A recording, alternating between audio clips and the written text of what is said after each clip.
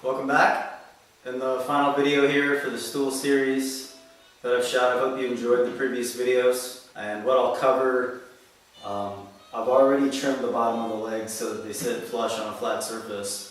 I'll cover how I trimmed the top of the tenons, which I've already done in preparation for this.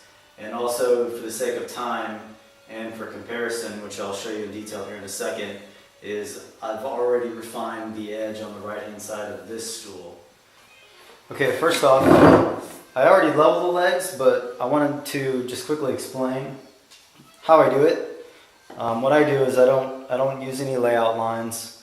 I have a piece of plywood here that I've waxed, and I'll take my flush trim saw, and what I'll do is on a flat surface, usually my table saw top, but I'll use this as a guide and just work my way around the leg and create, I don't know, I'll cut in about 1/8 of an inch all the way around each of the 3 legs. And once I have that curve cut in all the way around, I'll turn the stool on its side, clamp it to the bench top, and with the kerf established all the way around the line, your saw will follow that knife line really nicely, so you should be able to just get one nice clean cut at the bottom. Then I use my spoke shave and I put a slight chamfer on it. So that's how I level up the legs. And on a 3-legged anything, the beauty of that is it really doesn't matter if the bottoms are slightly off, it's going to sit stable with no rocking. So it's a nice benefit of a 3-legged project. Alright, so here I've set the camera up so you can see the top of the seat fairly well, and I'm going to be rotating it around so you can see it. First, you got a couple of options when it comes to trimming down the tenons that were sticking through the seat. I use number 7 gouge. This is the gouge that got me. I still have no feeling in this finger, but I don't blame the tool. And the reason this is kind of nice is it's easy to come in and up out of the cut and not gouge into the surrounding work. If you don't have a gouge, the next best option is to use a flat chisel that's not too wide, but hold it upside down. When you hold it upside down, in effect, you can get the same results by coming up out of the cut. If you try to do it this way, you just keep digging down into the cut. So that's just something to keep in mind. If you don't have a gouge, it works just as well. And then you could attack it with a scraper or sandpaper or whatever you prefer from that point. So I went ahead and did that just to skip over that. It's real basic.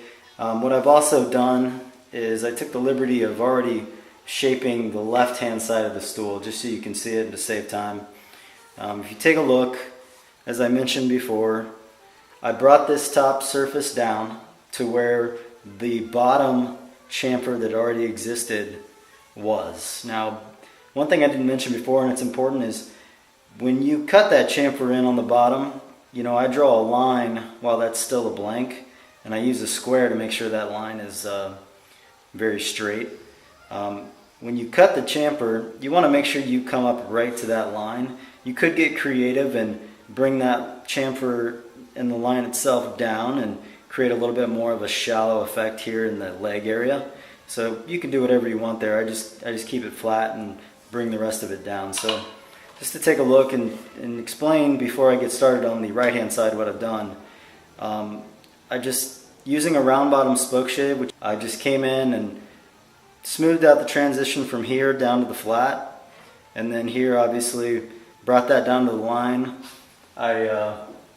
In this area we'll use whatever spoke shave I have in my hand, but I'll focus primarily on getting a higher angle and coming right down to the line, and then work my way back to the existing shape and blending it in. A little bit better results. Other thing that I've done is, this was the original sight line for the drilling angle on the front leg, and I went ahead with a flat shave and worked my way up right to the line, and then I come in and I try to feather that in to a pleasing shape. Doesn't have to be perfect, there's no rules to it. So what you'll see me do on this side, you can see that this transition right here needs a little bit of work. You should be able to see that I've still got that flat there, but I'll focus on a higher angle and get that right to the line, and you'll see me feather this shape back in. Alright, we're going to begin the shaping of the seat. There's one thing I wanted to point out, and I didn't hit on this on any other videos, and I apologize if this is redundant for some of you, but a well-tuned spoke shave with a sharp blade. I hold my spoke shave, and you see it if you watch the other videos, but I hold it with 3 fingers on each side, and with a very light touch. I'm not grabbing the tool.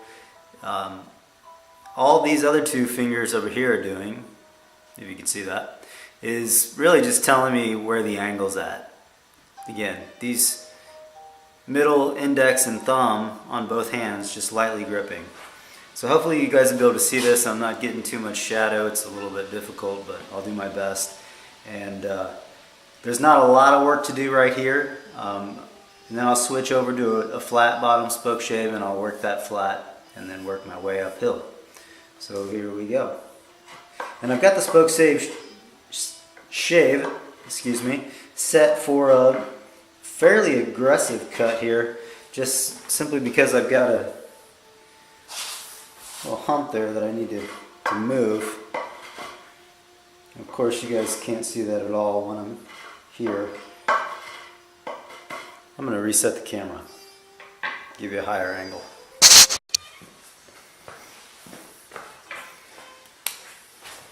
Well, I fooled around with that camera for about 10 minutes just now, and this is as good as it's going to get for you guys.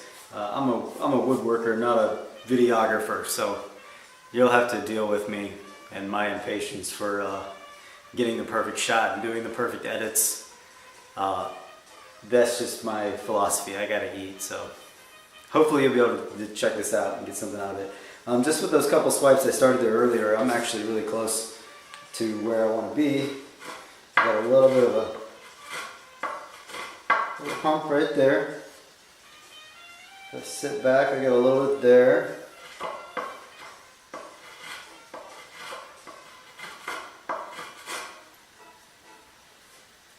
Okay, and again, as I mentioned, I'm holding the shave up on its edge, just trying to get the line right on the edge dialed in, and then I'm going to work my way uphill and kind of blend that down a little bit. I'm going to pull the blade back a little bit.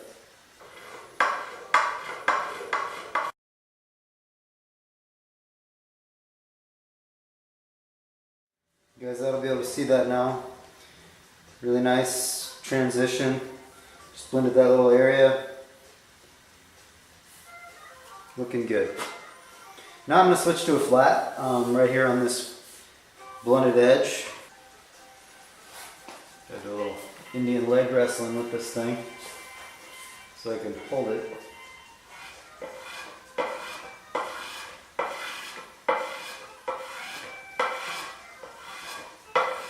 You can tell how much more tame the grain is on the front of the seat versus the that back edge, and especially these 2 outside corners. Just terrible grain. Terrible to deal with, beautiful to look at. It's typically how it goes.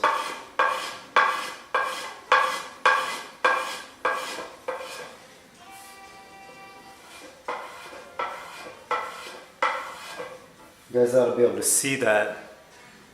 It basically created a flat chamfer that's just a little bit steeper angle than what was coming downhill here. It's exactly what I want.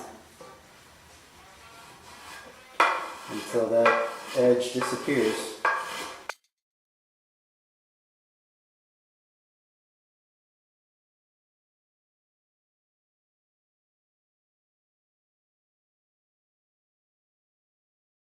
Just terrible focus. Okay. So just that little bit of work, I got it pretty close. You can see that majority of that edge is very sharp, but now again I've created another bevel all around there. So now what, you won't see it in detail when I back up, but I'm going to feather that back uphill. And just similar technique to shaping the back. I take the peak of that bevel and I shave it down. Doesn't take much here to make that go away. So now I've got 2, and then I'll ride that up just a little bit higher. Hopefully you can see all this.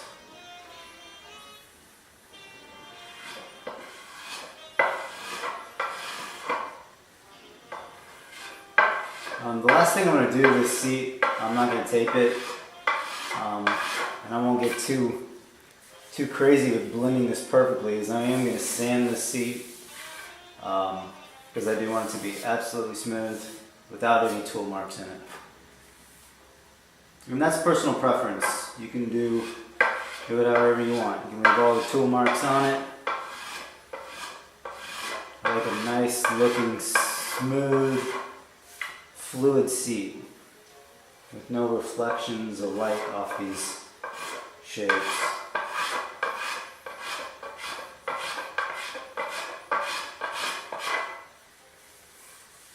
At this point it gets similar to the way the back was, when it's hard to tell what you've done, so I'll just feel it out.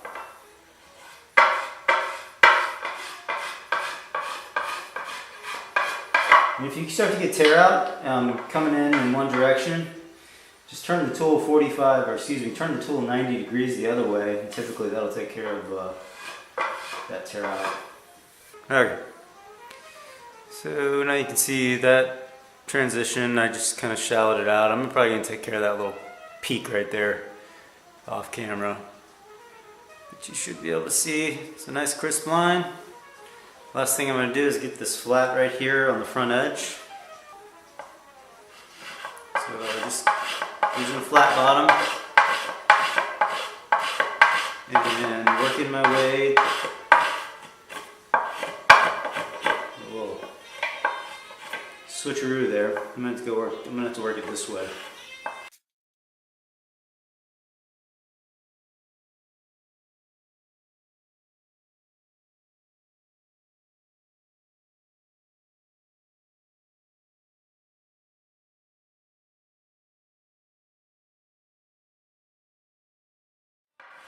Another reason I'm getting chatter is I'd usually clamp one leg up in the bench and put some wedges in it, and so it's rock solid when I do this, but I'm just holding it with my knee and putting my foot on the rung. It's not the best way to secure this.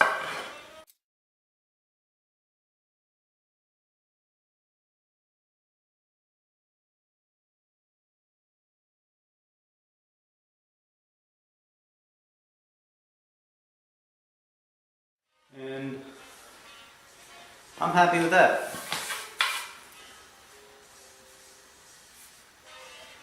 You should be able to see the